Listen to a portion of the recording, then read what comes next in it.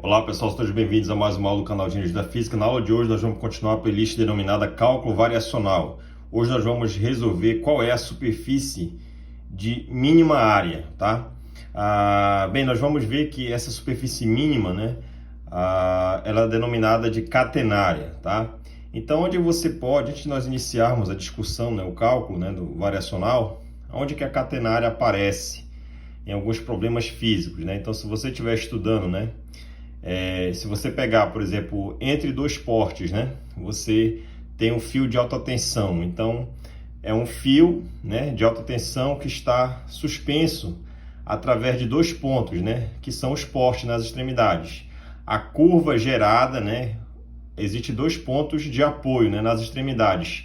E aí essa curvatura, devido à gravidade do local, essa curva não é uma parábola, é uma catenária, tá?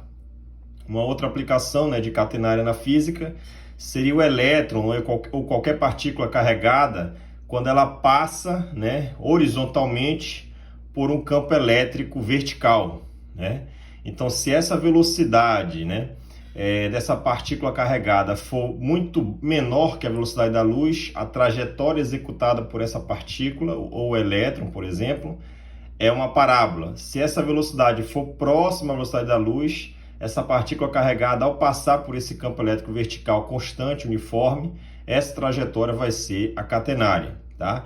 Um outro exemplo seria a pipa, né? Quando você está empinando uma pipa, então ela tem dois pontos de apoio, né? A sua mão e lá, né, no peitoral, né? Se não tiver vento, claro, né? Porque o vento também vai deformar a linha, né? Essa curva gerada entre o seu dedo e a pipa, essa linha é a chamada catenária. Se você está deitado numa rede, né, a rede, desculpa, também tem dois pontos de apoio, né, que são os punhais, né, tá dois pontos de apoio lá, né, e se não tiver ninguém dentro, né, nem balançando, ela está parada, essa curvatura da rede é uma catenária, né, aproximadamente. Se você está estudando ótica, né, a gente estuda ótica em meios em geral homogêneos e isotrópicos, né.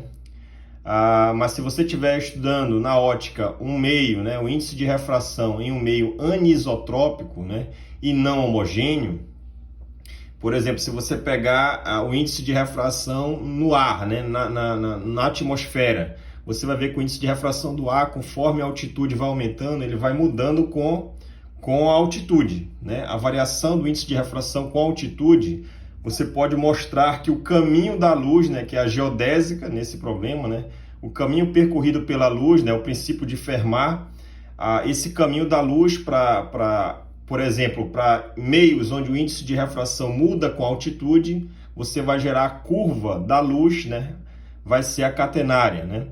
A gente pode aplicar o cálculo variacional e demonstrar isso, né, através do princípio de Fermat. Rodas, né? Rodas em geral está acostumada com a roda circular, né? Com a roda e aí a roda circular ela é adequada para você pedalar, andar sobre um piso horizontal. Agora imagine que você esteja em um piso deformado, né?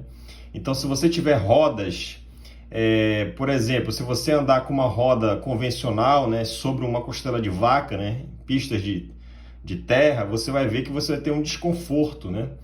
E não é eficiente esse tipo de sistema. Mas aí, se você imagine que você tem uma roda quadrada. Então, se você tem uma roda quadrada, qual seria o tipo de piso ideal, né? Lembra que para cada tipo de roda, forma da roda tem um tipo de piso. Então, se o piso é uma reta plana, horizontal, a roda adequada é a roda convencional, circular. Se você tem uma roda quadrada, o piso adequado para você andar numa roda quadrada é uma catenária invertida, né? Então, em geral, polígonos regulares como o quadrado, né, o pentágono, o hexágono e assim por diante, exceto o triângulo, as rodas na forma desses polígonos regulares, qual é o tipo de piso adequado para esse tipo de roda na forma de polígonos, exceto o triângulo? São catenárias invertidas, tá? Então, se você tem uma bolha de sabão agora, né? Uma bolha de sabão, quando você gera com aqueles arcos, né? Você coloca uma cuba com sabão, né? Um pouco de água ali, chacoalha e você coloca um arco para você gerar uma bolha de sabão. a curva formada, né, por esse arco circular, digamos, né, vai ser uma forma de catenária. Teia de aranha, né? Então a aranha está tecendo a sua teia, lá 2 pontos de apoio, é uma catenária. Se você tem, por exemplo, um arco, né? Um arco arquitetônico, né? Quando você faz a construção civil, quando você tem um arco, esses arcos que na forma de catenária, qual é a característica dele, né? É que ele distribui o peso igualmente ao longo do comprimento. Então, construções antigas, algumas pontes têm a forma de arco arquitetônico na forma de uma catenária. Então, ela tem essa propriedade. Então, nós vamos falar exatamente dela aqui, perfeito? Então, dando um prosseguimento à análise, né? Então, imagine que você tem aqui, né, um plano XY, e aí você tem 2 pontos A e B, né? E aí você vai simplesmente, né, esse ponto, tanto A quanto B, você vai dar uma revolução, você vai fazer um giro completo, né, de 2π desse ponto. Esse ponto A aqui ele tem uma coordenada XA e o ponto B uma coordenada XB. E aí, ao longo desse caminho, você se pergunta, bem, se eu traçar um caminho de A a B e fazer uma revolução, uma volta completa de 2π em relação a essa linha AB, a pergunta é qual é a superfície, qual é a área, né, de menor, qual é a curva, né, gerada por revolução de área mínima. Então, nós vamos mostrar que é a catenária, perfeito? Então, nós sabemos, né, o seguinte, que o elemento de área, né, você vai calcular essa área lateral aqui, né, essa curva aqui em preto. Então, a área lateral vai ser o quê? Né? Imagine esse ponto tem uma área aqui, um círculo, né? Seria 2π. Qual é o comprimento desse círculo? É o comprimento da circunferência, 2π vezes o raio. Só que o raio é uma quantidade y aqui nesse eixo, né? Um valor y, que não é fixo, né? Ele pode variar, perfeito?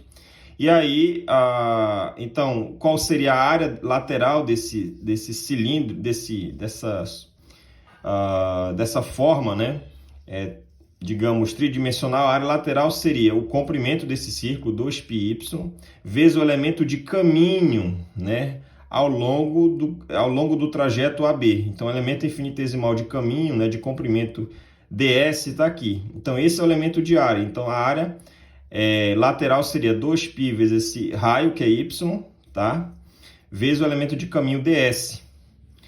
E aí lembra que o caminho o caminho ds no espaço euclidiano plano, né, é dx² mais dy² raiz quadrada. E aí se você vai fazer essa variação ao longo de y, né, já que esse y está variando, então nada mais justo do que fatorar no elemento de comprimento dy. Quando você faz isso, fica aqui dentro 1 mais dy dx dy, né, ao quadrado. Então, a área vai ser o quê? Então, você vai integrar esse lado e esse. Então, a área A vai ser 2π, que vai sair da integral, que é uma constante, y vezes o elemento de caminho, que agora é esse, ó, dy vezes essa raiz. Eu vou chamar de dx dy de x', né? De um y0, né, que é o ya, até um yb, o y final. Perfeito? E aí você pergunta, bem, como é que eu vou minimizar, como é que eu vou extremizar essa integral aqui, né, de área, né? Eu vou calcular o ponto estacionário dessa área aqui, né? Extremizar essa integral, né? Minimizar a integral. Então, o funcional, né, é exatamente o integrando, vai ser 2π y raiz quadrada desse termo todo. Está aqui o funcional. Então, usando as equações de Euler, né, você vai calcular df dx, né? F não depende de x, a derivada é zero. Fica d dy, derivada de f de x'. Então, você vai derivar esse cidadão aqui em relação a x'. Tá aqui, ó. Então, vai repetir aqui, ó. d dy, 2πy.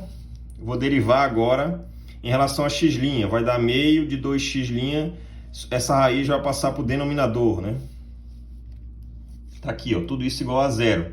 Simplifica. Então, se tu tem uma derivada em relação a y de todo esse cochete igual a zero, significa que tudo que está dentro do cochete é uma constante, tá? E aí você fatora aqui, você tira, né, para fora, já que é uma constante, 2π sai e fica dentro só y, x' sobre raiz quadrada de 1 x' ao quadrado.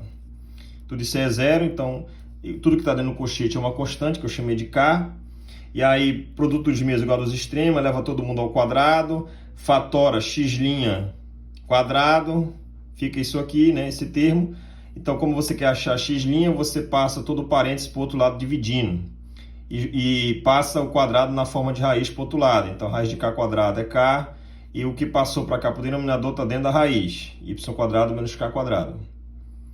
E aí você aplica o produto dos meios dos extremos, né? dx fica desse lado, embaixo aqui é 1, dy vem todo esse termo que está aqui, ó. E aí, se eu integro isso, eu vou calcular essa integral, já que ela é indefinida, então vou ter que somar uma nova constante, que não, nada tem a ver com k, eu chamei de k barra. E aí eu vou mudar a variável, né? E aí a variável que eu vou mudar é exatamente, eu vou fatorar aqui k quadrado. Quando eu fatorar k quadrado dentro de uma raiz, né, vai sair o k com k corta, e aí vai ficar y sobre k tudo ao quadrado a menos 1, raiz quadrada. Então eu vou propor mudança de variável chamada de u, y sobre k. Então vai ficar u quadrado menos 1, né?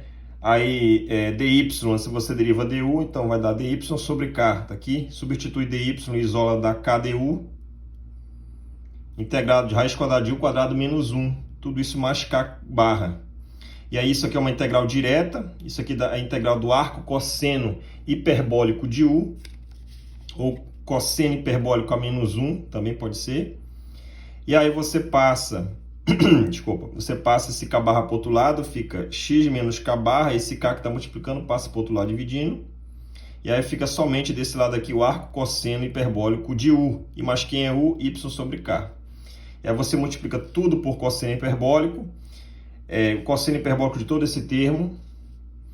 O cosseno hiperbólico vezes o arco cosseno hiperbólico dá o argumento y sobre k. E aí você isola o y, né? Já que você quer encontrar a função y, que vai exatamente extremizar, né? Que vai calcular a área mínima de revolução de um ponto A a B, né? No caminho, no trajeto AB. E aí quando você isola y, né? O y vai ser em função de x, vai dar k vezes esse cosseno hiperbólico. X menos, eu vou chamar esse k barra de x0, né? Uma nova constante. Né? Isso era uma constante, chamei de x0, uma nova constante, dividido por k. E aí aparece k tanto no denominador quanto k multiplicando aqui a amplitude desse cosseno hiperbólico. Então essa função y de x, k cosseno hiperbólico de x menos x0 sobre k, né? Onde x0 e k são constantes, essa função é chamada de catenária, né? A catenária, ela não é uma parábola, pessoal. Ela pode ser aproximadamente uma parábola se esse argumento for muito próximo de zero, perfeito? Caso contrário, né, o que é esse cosseno hiperbólico? Esse cosseno hiperbólico é uma combinação de exponenciais. Então, se você pegar, por exemplo, o cosseno hiperbólico de x, é a exponencial elevado a x mais a exponencial de menos x, tudo isso dividido por 2. Né? Então, o cosseno hiperbólico é uma combinação de exponenciais, né? Com argumento real, uma positiva e a outra negativa. Tá certo? Espero que todos tenham gostado. Até mais e bons estudos!